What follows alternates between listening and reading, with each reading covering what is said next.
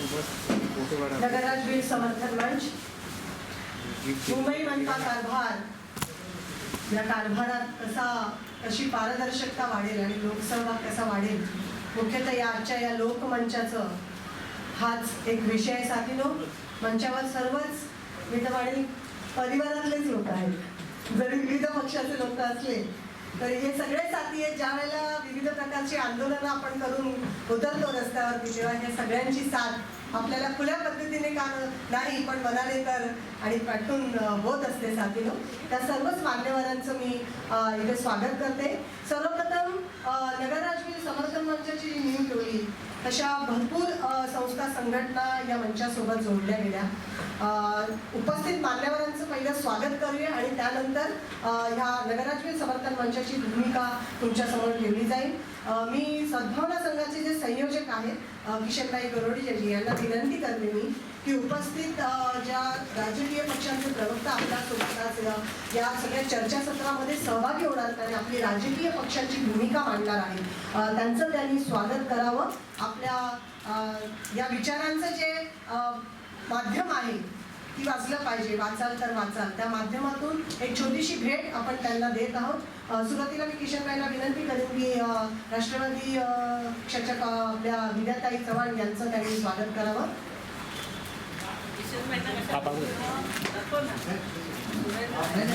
किशनताईला तिथे यायचं तू. त्यानंतर आपल्या मीनाताई लिंबे काँग्रेस पक्षाकडून आपल्याकडे साइड पे ले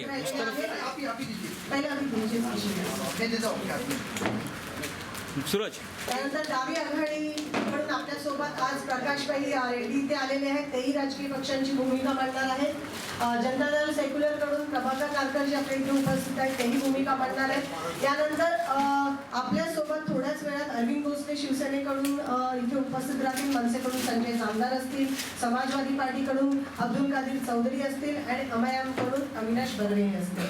या सर्वांचं टप्प्याटप्प्याने, कारण आपल्याला माहितीच आहे की महानगरपालिकाची रणधुमाळी चाललेली आहे आणि त्यामुळे या सर्वांनी तरी या लोकांच्या मंचाच्या प्लॅटफॉर्मवर येण्यासाठी खुल्या मनाने तयारी दाखवली आहे आणि या मंचावर येऊन आम्ही ही जबाबदारी आहोत, आम्ही ही पारदर्शक आहोत, ही भूमिका आपल्या सगळ्यासमोर मांडणार आहोत. साथीनो, नगरराज वीर समर्थन मंच तुम्हाला माहिती आहे 1992 साली घटना दुरुस्त्या झाल्या. 2 घटना दुरुस्त्या फार महत्वाच्या होत्या, 73 आणि 74. 73वी घटना दुरुस्ती ही ग्रामसभेसाठी झाली आणि ग्रामसभा बनल्या आणि 74वी घटना दुरुस्ती ही शहरांमध्ये कुठे ना कुठेतरी एक पारदर्शकता आणि लोकसहभाग वाढावा याच्यासाठी झाली. या 74व्या घटना दुरुस्तीचं वैशिष्ट्य 3 प्रमुख कारण आहे की निर्णय प्रक्रियेमध्ये लोकांचा सहभाग, सत्तेचं विकेंद्रीकरण आणि प्रशासन पारदर्शक आणि जबाबदेही कसा असेल. पण बघितलं गेलं खरं म्हणजे याचा इतिहास खूप जुना आहे. 76 पासून मला वाटतं सीताराम शेलारांना माहिती आहे, तेव्हापासूनच हे टप्प्याटप्प्याने चालत आलंय की लोक सहभाग व्हायला पाहिजे, प्रक्रियेत लोकांचा सहभाग वाढला पाहिजे आणि खास करून निर्णय प्रक्रियेमध्ये. पण त्याही वेळी राजकीय पक्षांनी खूप उदासीनता दाखवली. पण मग हळूहळू कुठे ना कुठेतरी कसं असतं की केंद्राला हे करायचं होतं आणि म्हणून कुठे ना कुठेतरी एक गाजर दाखवायच्या हिशेबाने मग तुम्ही जवाहरलाल नेहरू शहरी पुनर्निर्माण अभियानाच्या अंतर्गत, मिशनच्या अंतर्गत एक फंड आम्ही तुम्हाला सगळ्या राज्यांना देऊ, पण तुम्हाला हा कम्युनिटी पार्टिसिपेशन लॉ, ज्याला लोकसहभाग म्हणतात, तो पारित करावा लागेल. अशा प्रकारच्या कंडिशन टाकल्या गेल्या आणि मग 2006ला तो सगळ्या राज्यांना पाठवला गेला, महाराष्ट्रातही आला. 2008ला पहिल्यांदा दोन्ही सदनामध्ये हा चर्चा झाला. मला आठवतं की विद्याताई वगैरे सोबत होत्या त्यावेळेला आमच्यासोबत, आमदार नीलमताई सुद्धा आमच्या त्यावेळेला सोबत होत्या की असा लोकसहभाग वाढायला पाहिजे वगैरे या सगळ्या प्रक्रियेमध्ये. पण बघितलं की 2008ला जेव्हा कळलं की आमदारांना आणि नगरसेवकांना अरे ये तो गड़बड़ हो गई, ये सत्ता और संपत्ति दोनों की डिवाइड हो जाएगी, ये लोगों तक हम कैसे देंगे, सत्ता की डोरी कैसे पहुंचेगी और कैसे दे पाएंगे, या सगळ्या गोष्टी त्या चर्चेत झाल्या आणि त्यांनी 2008ला परत ते बिल पारित घेतलं आणि 3 जुलै 2009ला ज्याचं सर्वच मटेरियल तुमच्यापर्यंत, पत्रकार बंधू भगिनींपर्यंत पण दिलेलं आहे आणि इथे उपस्थित विविध सामाजिक कार्यकर्ते संस्थांचे आणि इतरही सहकारी उपस्थित आहेत, त्यांना सर्वांपर्यंत पोहोचले. त्यामुळे विस्तारात मी जात नाही. त्यामुळे 3 जुलै 2009 आणि आज 2017, त्यानंतर जेव्हा 3 जुलै 2009ला हा पारित करण्यात आला फंक्शन आणि फंक्शनरीज ही 3 F जर आम्हाला देणार नाही लोकांना, कारण हे लोक हे मालक आहेत, जर त्यांना तुम्ही देणार नसाल तर नुसता स्केलेटन ढाचा देऊन आम्ही काय करणार? म्हणजे आम्ही नुसतं सुचवायचं आणि ठरवायचं कोणी? ठरवण्याचा अधिकार हा जो लोकांना पाहिजे हा तुम्ही दिलाच नाहीये. त्यामुळे एक कमिटी बनवण्यात आली. त्या कमिटीमध्ये न्यायमूर्ती पूर्व न्यायमूर्ती चंद्रशेखर धर्माधिकारी असतील, स्वर्गीय प्राध्यापक PB पाटील असतील आणि शेवटच्या टप्प्यामध्ये तिथे अरविंद केजरीवालांनाही निमंत्रित करण्यात आलं. त्या पूर्ण बैठकीमध्ये मला आठवतं सीताराम शेलार असतील, मी असतील, आमचे शेख हुसेन असतील, किशनभाई असतील, त्या सगळ्या बैठकींमध्ये आम्ही उपस्थित होतो. 2 वर्ष बैठकी झाली आणि बैठकीतून फक्त एक अहवाल तयार करण्यात आला. आजही तो अहवाल वाट बघतो आहे कधी नोटिफिकेशन निघतं.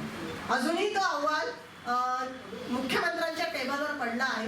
नगरराज बिल समर्थन मंचाने यावेळेला जेव्हा 3 जुलै 2000 ला ही घटना घडली तेव्हा ठरवलं की एका साईडला केंद्र आणि राज्याबरोबर आपण ऍडव्होकेसीसाठी लढूच, प्रयत्न करू की त्या पद्धतीने शासकीय पद्धतीने कायदा ऑर्डिनन्स बनवून तो प्रत्यक्षात येईल आणि त्याचं नोटिफिकेशन काढून त्याचाही प्रयत्न करू, पण लोकांमध्ये जाऊन या मोहल्ला सभा का गरजेच्या आहेत आणि कशा पद्धतीने त्याचं नियोजन होऊ शकतं आणि लोकांच्या हातात खऱ्या अर्थानं लोकशाही ज्याला आपण म्हणतो लोकांची लोकशाहीला सबलीकरण करण्याच्या दृष्टिकोनाने मोहल्ला सभा बनवल्या गेल्या. आणि या मोहल्ला सभा आज मुंबईमध्ये तुम्ही बघाल की मुंबईच्या 22 मोहल्ला सभा आम्ही 9 ज्या महानगरपालिका आहेत त्यातल्या जवळजवळ 100 पेक्षा जास्त यादी भागांमध्ये, म्हणजे कुठे 2, कुठे 5, कुठे 4 अशा ज्या यादी भागातले जे मतदाता आहेत त्यांना घेऊन या सगळ्या मोहल्ला सभा साथीनं बनवला गेला.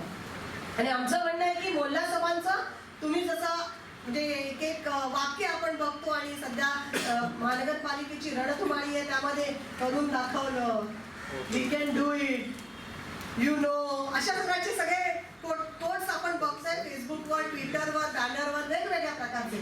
पण मला असं वाटतं आणि अभिमानाने सांगावं असं वाटतं की खरंच आमच्या मोहल्ला सभांनी आणि नगरराज बिल समर्थन मंचाच्या माध्यमातून आम्हीही करून दाखवलंय. आणि काय करून दाखवलं त्याचा लेखाजोखा जो आहे तो आम्ही पत्रकार बंधूंना सुद्धा वाटलेला आहे. आणि हे कलेक्टिव्ह लिडरशिप ज्याला आपण म्हणतो त्या कलेक्टिव्ह लिडरशिप मधून त्या तिकडच्या विभागातल्या लोकांनी करून दाखवलंय. या नगरराज बिल समर्थन मंचामध्ये युवा संस्था असो, म्हणजे याची जी नीव आहे ती 12 फेब्रुवारी 2010 ला मला वाटतं याच सभागृहामध्ये एक दिवसभराचं सत्र आयोजित करण्यात आलं होतं या कम्युनिटी पार्टिसिपेशन लॉच्या संदर्भात. आणि तो कायदा आम्ही समजून घेतला होता आणि त्या कायद्यातल्या त्रुटी एकमेकांबरोबर चर्चा केल्या होत्या आणि मग मैदानावर लढायचं आणि मग सरकारबरोबर पण लढायचं, अशा 2-3 टप्प्याच्या काही आखणी तयार करण्यात आली. आणि त्या आखणीच्या माध्यमातून आपण नगरराज बिल समर्थन मंचाची नीव ठेवली, ज्यामध्ये युवा संस्था असतील, लोकसत्ता आंदोलनाचे डॉक्टर केदार दिवाण इथे बसले, कारण त्यांचेच संस्थापक जे आहेत JP, ज्यांनी या कायद्यामध्ये ड्राफ्टिंगमध्ये त्यांचा फार मोठा रोल राहिलेला आहे. या सगळ्या JNUNRMच्या फंड आणि त्याच्यासोबत हा जो कायदा क्लब करण्यात आला होता त्या अनुषंगाने साथीने ते आहेत movement for peace and justice असतील, मैत्री संस्था असेल, प्रजासत्ताक भारत संघटना असेल, अपनालय असेल, विविध संघटना, अर्पण असेल, जन आंदोलन असेल, वेगवेगळ्या फोरम फॉर जस्टिस असतील, जवळजवळ 12 ते 13 ऑर्गनायझेशन, कुणाची CE असेल, जनवाणी असेल, या सगळ्या संस्था ज्या जमिनी स्तरावरील प्रश्नांवरती, गटर मीटर वॉटरच्या प्रश्नांवरती काम करतात मुंबईमध्ये, महाराष्ट्रामध्ये, त्या संस्था एकत्र आल्या आणि त्यांनी हा मंच बनवला आणि मंचाच्या माध्यमातून याची नीव ठेवली गेली. आणि या 22 मोहल्ला सभातून तुम्ही बघाल की धारावी, अंधेरी, चेंबूर, तुम्ही मालाड, वेगवेगळ्या ठिकाणी बघाल की तिथे जो बदल त्या साथीने आणला. म्हणजे एंटोफिल सारख्या ठिकाणी तुम्ही जाल तर जशी मोहल्ला सभा बनली तशी गटारांच्या वरती ढापे आले, शौचालयांची क्लिनिंग सुरू झाली. शौचालय सध्या कसं अख्खी मुंबई आहे ना आमची दत्तक करायची चाललेली आहे. आपल्याला दत्तक व्यक्ती योजनेअंतर्गत पूर्ण अनाथ करण्याची पूर्ण प्रक्रिया सुरू झालेली असं मला दिसतं. जिथे कुठे जाल दत्तक योजनेच्या अंतर्गत वस्ती दत्तक, शौचालय दत्तक, गटार दत्तक सगळ्यांना देऊन टाकलेली आहे. तर अशी अवस्था असताना त्या जीवनच्या पाठी लागणं, सगळ्यांना समन्वय करून घेणं, मोहल्ला सभा ह्या राजकीय लोकांना आम्ही पटवून देण्याचा म्हणजे 227 लोकप्रतिनिधींना पटवून देण्याचा खूप प्रयत्न केला गेला इतक्या वर्षात की बाबा हे तुमच्या विरोधात नाही, लोकांचा सहभाग जर तुमच्यासोबत वाढला तर विकासाची नीती जी अंतिम माणसापर्यंत पोचायला पाहिजे ती पोचणं खूप गरजेचं आहे असं मला वाटतं. आणि म्हणून मला वाटतं नगरराज्य समर्थन मंचाच्या माध्यमातून खरंच क्षेत्रसभानी जे करून दाखवलं, म्हणजे 6 वर्ष जिथे महिलांच्या टॉयलेटला दरवाजे नव्हते तिथे दरवाजे आले, कचरा उचलण्याची परिस्थिती नव्हती तिथे कचरा उचलू जाऊ लागला आणि लोकांनी एक वॉचडॉगची भूमिका केली. मला वाटतं ही भूमिका खूप यशस्वी आहे. जी भीती आपले राजकीय पक्ष, राजकीय नेते मानतात की आपली सत्ता आणि संपत्ती विभागेल, कृपया ती मानू नये. या नगरराज्य समर्थन मंचाच्या माध्यमातून ज्या मोहल्ला सभा बनल्या त्यातून एक लोकसहभागाची नवी नीव राखली गेलेली आहे, ज्याच्यातून लोकप्रतिनिधी, प्रशासन, पोलीस आणि जनता यात खूप चांगला सहभाग सुरू झाला आहे असं मला वाटतं. आणि म्हणून या नगरराज्य समर्थन मंचाचा एक लोकाजोका जो आहे त्या माध्यमातून आज या लोकमंचाच्या कार्यक्रमाची इथे नीव ठेवली गेली.